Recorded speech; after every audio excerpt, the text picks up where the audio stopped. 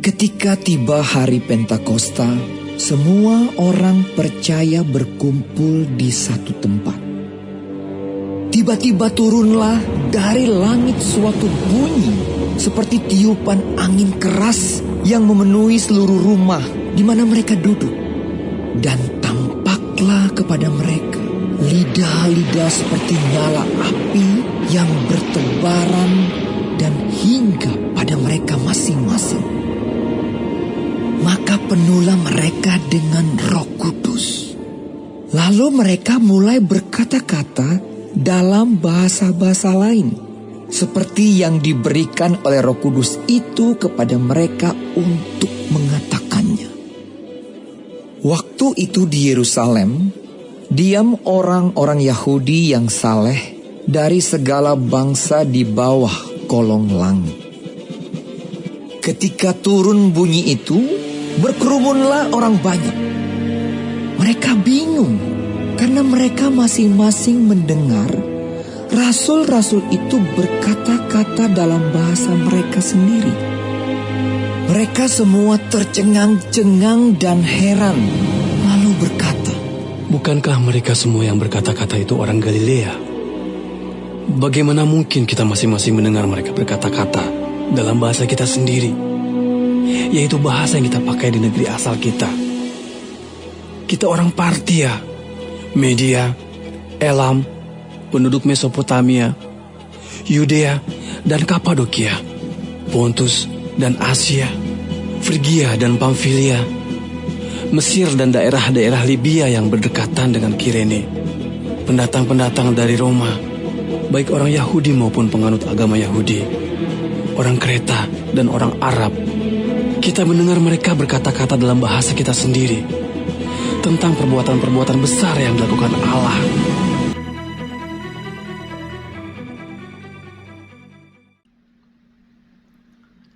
Saudara-saudari yang dikasihi Tuhan kita Yesus Kristus, dalam perjanjian lama, yakni dalam kitab Kejadian bab 11 ayat 1-9, ada sebuah kisah tentang Menara Babel. Pada waktu itu manusia punya bahasa yang sama, punya komunikasi yang serupa, dan karena itu hidup dalam saling pengertian.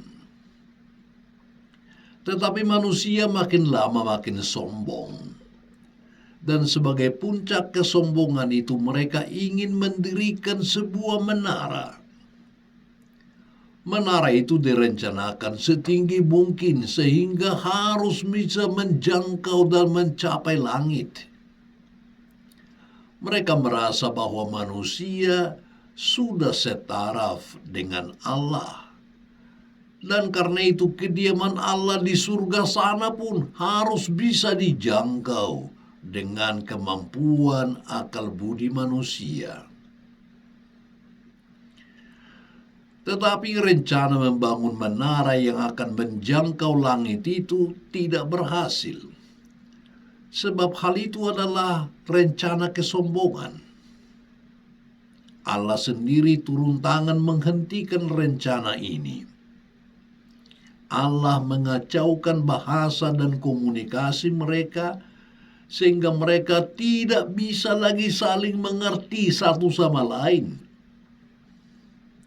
Muncullah banyak bahasa. Dan selanjutnya mereka terpaksa berpisah, tercerai-berai, saling mengambil jalannya sendiri. Mereka berpisah, terpencar ke segala penjuru mata angin, sebab masing-masing tidak bisa lagi menangkap apa yang diungkapkan dan dikomunikasikan sesamanya. Saudara-saudari yang dikasihi Tuhan, apa yang terjadi dalam peristiwa Pentakosta adalah justru kebalikan dari peristiwa Menara Babel. Pada hari Pentakosta, Roh Kudus turun atas para rasul. Luar biasa, sebab mereka yang sebelumnya begitu takut dan karena itu bersembunyi, sekarang berubah menjadi manusia-manusia penuh keberanian. Mereka keluar dari persembunyiannya dan tanpa gentar mereka menghadapi segala orang yang datang berkerumun. Lalu pewartaan pertama tentang Yesus Kristus yang bangkit keluar dari mulut para rasul itu. Dan sungguh ajaib, semua orang yang mendengar dapat mengerti dan menangkap isi pewartaan itu. Padahal bahasa mereka berbeda satu sama lain. Ada banyak jenis bangsa yang hadir mendengar pewartaan para rasul itu. Ada orang Partia, orang Media, orang Kapadosia, dan lain-lain. Tetapi semuanya mengerti, semuanya menangkap isi pewartaan itu sesuai dengan bahasanya sendiri. Saudara-saudari yang terkasih, yang terjadi di Babel ialah manusia kacau balau, sebab mereka tidak saling mengerti lagi. Waktu itu hilanglah kesatuan. Tetapi peristiwa Pentakosta membawa keajaiban baru. Pewartaan para rasul itu hanyalah satu, tetapi semua orang dapat mengerti dan menangkapnya dalam bahasa masing-masing.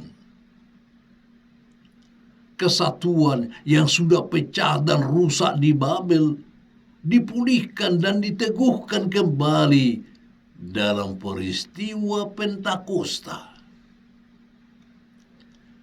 Kesatuan yang sempat hilang di Babel karena kesombongan manusia kini dipulihkan kembali oleh peristiwa Pentakosta. Semua bangsa disatukan kembali dalam satu bahasa, yakni bahasa Roh Kudus. Saudara-saudari terkasih, apa itu bahasa Roh Kudus? Supaya kita tahu apa itu bahasa Roh Kudus, perlu terlebih dahulu mengetahui siapa itu Roh Kudus. Roh Kudus adalah cinta berbalasan antara Allah Bapa dan Allah Putra. Bapa mencintai Putra dengan cinta sempurna. Dan begitu juga Putra mencintai Bapa dengan cinta yang tidak terbatas. Begitu besar, begitu sempurna, dan begitu tidak kenal batas cinta antara Bapa dan Putra ini, sehingga cinta itu merupakan satu pribadi. Cinta itu ialah diri ketiga dari Allah yang Esa. Cinta yang saling berbalasan ini, cinta yang tidak kenal akhir ini, cinta yang sempurna ini, itulah Roh Kudus, Roh Allah. Kalau demikian saudara-saudari, apakah bahasa Roh Kudus? Tak lain tak bukan ialah bahasa cinta. Itulah bahasa yang lebih tinggi dari segala bahasa. Itulah komunikasi yang bisa dimengerti semua orang. Inilah bahasa yang sanggup mempersatukan segala manusia, segala bangsa. Saudara-saudari terkasih, Hari Pentakosta boleh dikatakan adalah hari kelahiran gereja kita. Sebab inilah hari permulaan bangsa Allah yang baru, yang tidak lagi terbatas pada satu bangsa saja, tetapi merangkum segala bangsa di dunia ini. Tidak dibedakan lagi antara bangsa yang satu dengan bangsa yang lain. Bangsa-bangsa yang tercerai-berai tidak lagi membawa bahasanya masing-masing, tanpa saling pengertian. Kita semuanya dipanggil dalam gereja Yesus Kristus. Semuanya dipersatukan dalam satu bahasa, yakni bahasa cinta Roh Kudus. Roh Kudus inilah yang membuat kita sanggup hidup dalam kesatuan cinta dengan orang lain. Sebab orang yang sudah didiami Roh Kudus akan sanggup berkomunikasi dengan sesamanya, sanggup mengerti dan menerima orang lain. Mereka mengerti, bersatu dengan yang lain, tanpa mempedulikan entah apa bangsanya, tanpa mempedulikan apakah bahasanya berbeda satu sama lain. Karena itu kedatangan Roh Kudus adalah sungguh-sungguh permulaan zaman yang baru. Dia bukan hanya menembus batas-batas yang ada antara para bangsa, tetapi juga melewati segala jurang pemisah yang ada antar agama. Segala yang buruk dan tak berguna disingkirkannya, segala yang kotor dibersihkannya, yang layu disegarkan, dan yang mati hidup rohaninya dihidupkan kembali. Semua yang dihinggapi roh ini akan berubah, berani meninggalkan pola hidup lama menuju pola hidup baru. Berani meninggalkan bahasa lama menuju bahasa yang baru, yakni bahasa cinta.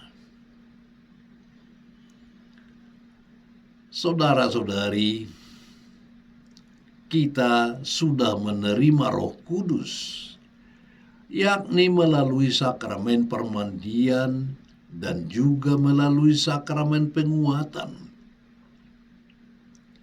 Tetapi harus kita ingat bahwa ini belum cukup.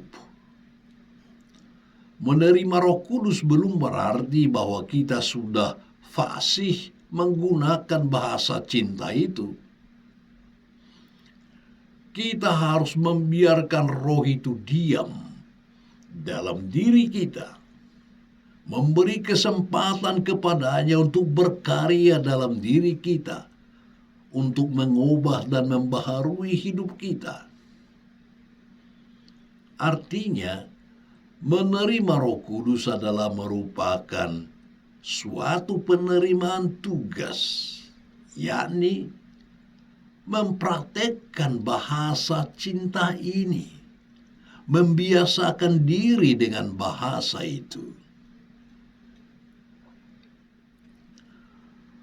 Saudara-saudari yang dikasihi Tuhan, setelah sekian lama menerima Roh Kudus, barangkali ada baiknya kita bertanya diri,